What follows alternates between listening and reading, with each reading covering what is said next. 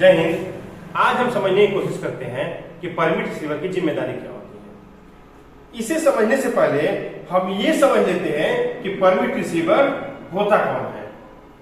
तो हम permit receiver को समझने की कोशिश करते हैं। एक बंदा होता है, एक इंसान होता है जो वर्कर को और सुपरवाइजर को दोनों के बीच में कोऑर्डिनेट करता है। वर्कर क्या कहा, क्या प्रॉब्लम है साइट का, और सुपरवाइजर क्या कहा, क्या डिमांड है क्लाइंट का, दोनों के बीच में कोऑर्डिनेशन करता है।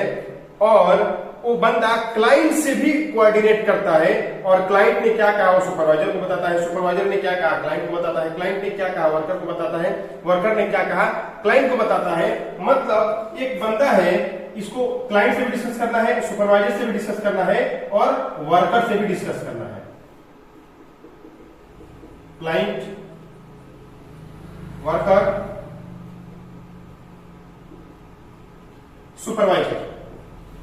ये बंदा करता क्या है, सबसे पहले जब ये साइट पे आता है, पहला दिन आया, एंट्री किया साइट पे और काम होने वाला है, तो ये मिलता है सुपरवाइजर से। किससे मिलेगा ये बंदा? सुपरवाइजर से मिलेगा, और सुपरवाइजर इसे टीच करेगा कि यहां पे गड्ढा खोदना है, यहां पे 15 फीट तक गड्ढा रहेगा, इस गड्ढे में इसके बाद ये होगा, इस गड्ढे का मिट्टी निकाल के वहां पे रखना है, इस गड्ढे को बैरिकेड करना है। अब परमिट रिसीवर क्या करेगा, ये पूरे अच्छे तरीके से सुपरवाइजर से ये बात समझ लिया। ये है परमिट रिसीवर, PR।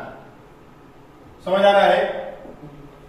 ये है परमिट रिसीवर, पूरे तरीके से काम को समझा सुपरवाइजर से, और ये जाके फिर डिस्कस किया किससे? क्लाइंट से। अब क्लाइंट क्या करता है, इससे डिस्कस करता है, जो इससे ये सीखा रहता है कि हाँ ये करना है, ऐसे करना है, इसका क्या हजार है, क्या कंट्रोल है, क्लाइंट करता है। फिर ये दोनों आ जाते हैं वर्क प्लेस पे। कौन कौन? परमिट रिसीवर और क्लाइंट। क्लाइंट में जो रहता है उसे कहते हैं परमिट इशूअर। परमिट इशूअर, ये परमिट इशू करने वाला बंदा रहता है। ये क्लाइंट का ही बंदा रहेगा, सुपरवाइजर रहेगा या ऑपरेटर रहेगा, जो भी बंदा रहेगा। ये दोनों मिलके और साइट को देखेंगे कि साइट पे क्या हजार्ड है और इसे हम कैसे कंट्रोल कर सकते हैं।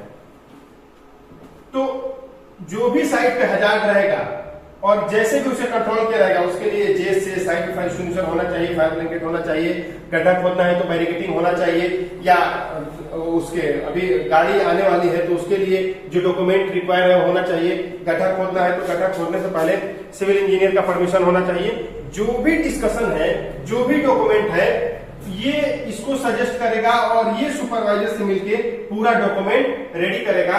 कुछ डॉक्यूमेंट ऐसा है जो क्लाइंट के पास है, तो वो क्या करेगा, क्लाइंट से मिलेगा और डिस्कस करके वो डॉक्यूमेंट पूरा अपने पास इकट्ठा करेगा, और ये पूरा डॉक्यूमेंट इकट्ठा करके फिर काम आ जाएगा परमिट बनने का। परमिट एक पेपर होता है, वो आप लोगों को पहले से मालूम है। परमिट क्या है? Permit is a document. Permit एक डॉक्यूमेंट है, वो हमें परमिशन देता है काम करने का पार्टिकुलर लोकेशन पर एक पार्टिकुलर डेट और टाइम के अंदर। तो उसी डॉक्यूमेंट को तैयार करते हैं ये दोनों मिलकर। कौन कौन? परमिट रिसीवर और परमिट इशूअर दोनों मिलके उस डॉक्यूमेंट को तैयार करते हैं। दोनों डॉक्यूमेंट को तैयार करने के लिए साइट पे जाते हैं, डिस्कस करते हैं क्या हजार्ड है, क्या कैसे इसे कंट्रोल करेंगे। फिर उस जो परमिट होता है, ये एक डॉक्यूमेंट है, अगर डॉक्यूमेंट नहीं रहेगा, कोई खुदाई हो गया, कुछ खराब हो गया, जो क्लाइंट रहेगा बाद में जाकर बोल देगा हम जानते ही नहीं है, फिर क्या होगा? मसला हो गया, दिक्कत हो जाएगा ना। तो इसके लिए कोई झूठ ना बोले, कोई फ्रेम ना कर दे, कोई अपनी जिम्मेदारी झाड़ न दे। एक पेपर होना चाहिए जिसपे सारे लोग अपना साइन किए हों, जो लोग इसके जिम्मेदार हैं साइन किए हों कि हाँ हम जिम्मेदारी लेते हैं कि मेरे देखरेख में ये काम हो रहा है। तो यही पेपर, इस पर क्लाइंट का नाम रहेगा, फिर इधर डेट रहेगा, टाइम रहेगा, क्या एक्टिविटी हो रहा है, एक्टिविटी रहेगा, फिर क्या हजार्ड है, उसको कैसे कंट्रोल किया जाएगा, उस पर टिक टिक रहेगा, क्या क्या PP लग रहा है। ये परमिट इशूअर और परमिट रिसीवर दोनों मिलके इसको बनाएंगे। बाद में परमिट इशूअर इस पे साइन करेगा और परमिट रिसीवर साइन करेगा। इसके दो कॉपी रहेगा। एक कॉपी परमिट रिसीवर अपने पास लेके यहां पे रखेगा, साइड पे रखेगा, एक कॉपी परमिट ईश्वर के पास रहेगा। तो यही बंदा जब जो हैंडल करता है वही होता है परमिट रिसीवर।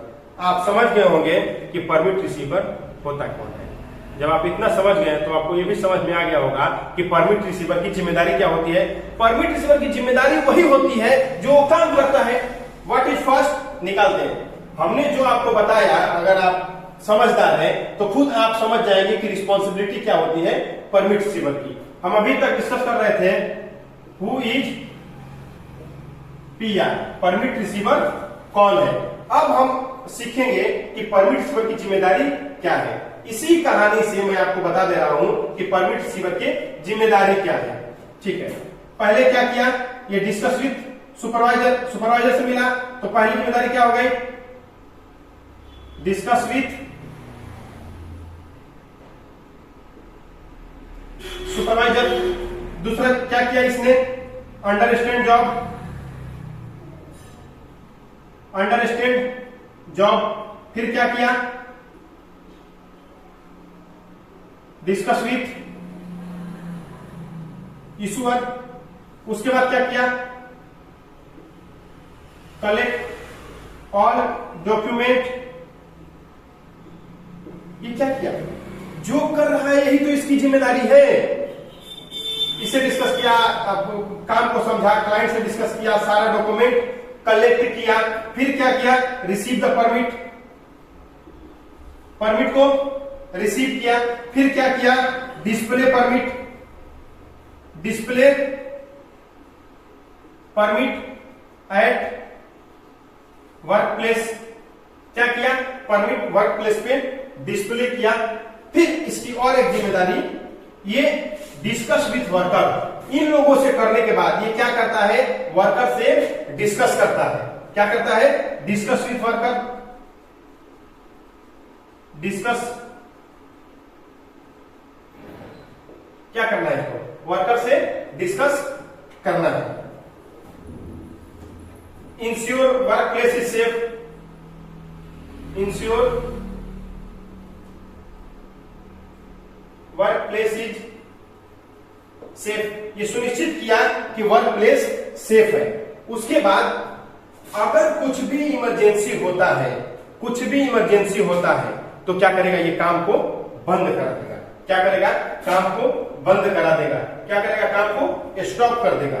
अगर काम बढ़िया से चल रहा है और जितने समय से काम शुरू हुआ था, परमिट में टाइम था, कब तक काम होगा वो भी परमिट में टाइम रहेगा।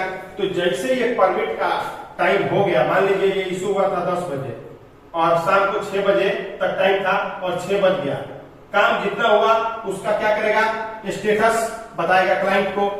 जो भी ये काम हो रहेगा उसका स्टेटस बताएगा सुपरवाइजर को। और उसके बाद ये क्या करेगा, परमिट को क्लोज कर देगा।